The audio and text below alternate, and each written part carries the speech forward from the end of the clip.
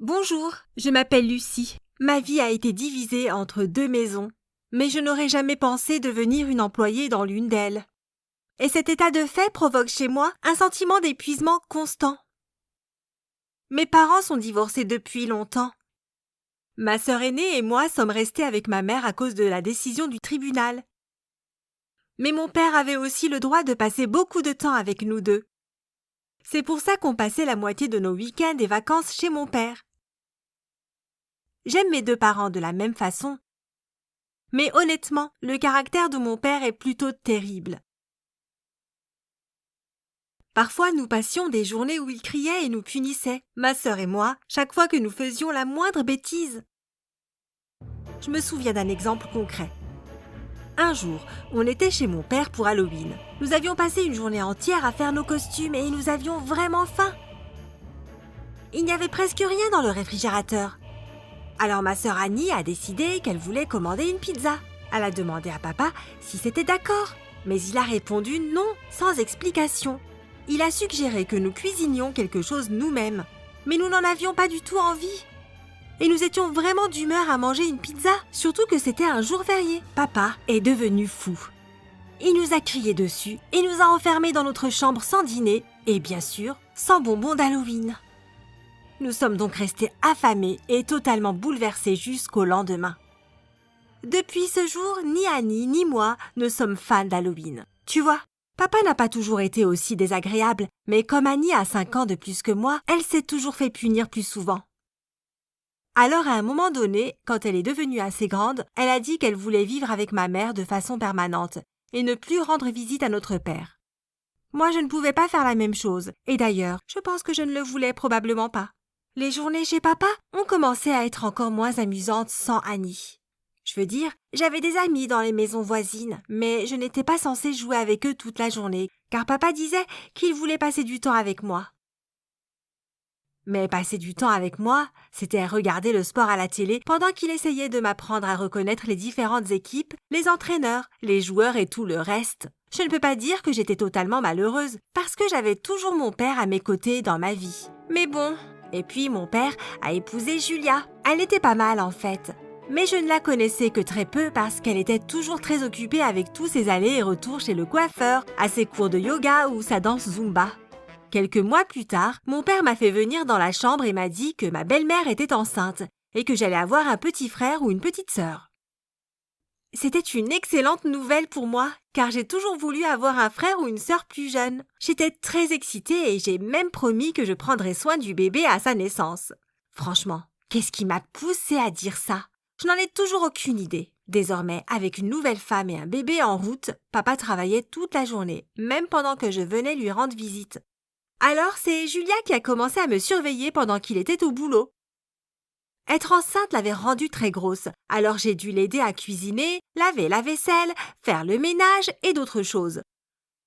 Au début, j'ai pensé que c'était vraiment difficile pour elle de faire tout le ménage, mais ensuite, j'ai réalisé qu'elle se servait de moi pour faire la causette avec ses amis ou lire des magazines sur comment être mère dans sa chambre, alors que moi, je m'épuisais en bas à tout faire.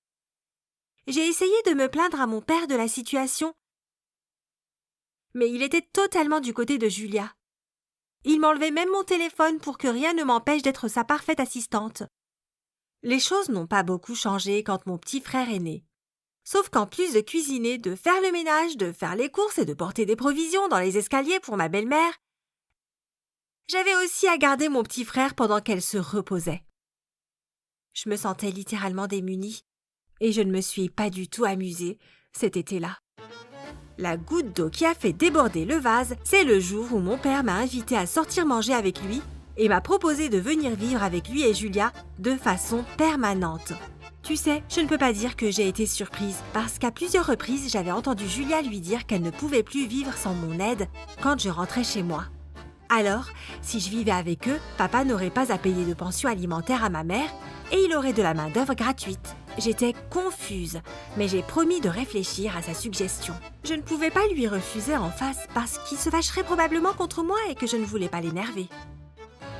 En plus, j'ai beaucoup réfléchi à mon petit frère et j'avais peur que le mauvais caractère de mon père ne ruine nos moments ensemble. Je me sentais déchirée à l'intérieur de devoir à penser de toutes ces choses.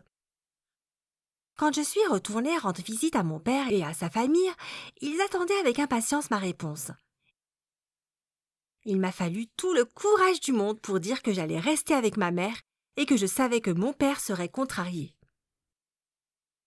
J'aurais aimé penser qu'il était navré, que je ne vive pas avec lui parce que ma présence lui manquerait.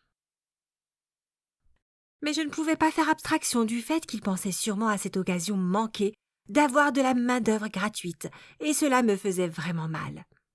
J'étais soutenue par ma sœur qui m'avait dit d'être courageuse et de me faire entendre. Quelle serait la pire chose qui arriverait si je disais oui? Pensais-je. Alors j'ai pris mon courage à deux mains et j'ai dit à papa que je ne voulais pas vivre avec lui comme simple employé, mais que je voulais vraiment m'amuser avec lui, car il me manquait. Et c'était vrai. Papa n'a rien dit. Et j'ai passé le week-end comme d'habitude, sauf pour une chose. Il a commencé à me payer en quelque sorte pour mes efforts. Il me donnait genre 2 € pour le repassage des vêtements, 5 € pour le nettoyage de la maison et 5 € de plus si je réussissais à cuisiner quelque chose de bon. C'était bizarre et je ne savais pas comment gérer ça. J'aimerais pouvoir dire que mon histoire a une fin heureuse, mais non, ce n'est pas le cas. Bon, au moins, les choses n'ont pas empiré. Ça fait déjà 3 mois que je joue à ce petit jeu de patience. Je continue de rendre visite à mon père et il continue à me donner de l'argent au lieu de l'amour et de l'affection dont je rêve. Mais comme ma sœur me l'a dit récemment, au moins je me fais un peu de sous. Et papa s'est calmé et ne me crie plus dessus. Tu sais, j'ai vraiment obtenu le meilleur des deux familles. J'ai ma mère et mon père dans ma vie. Mais je ne sais pas comment faire en sorte que mon père me traite comme une fille et non comme une employée. Si tu as des idées à ce sujet, partage-les dans les commentaires et clique sur j'aime sous cette vidéo.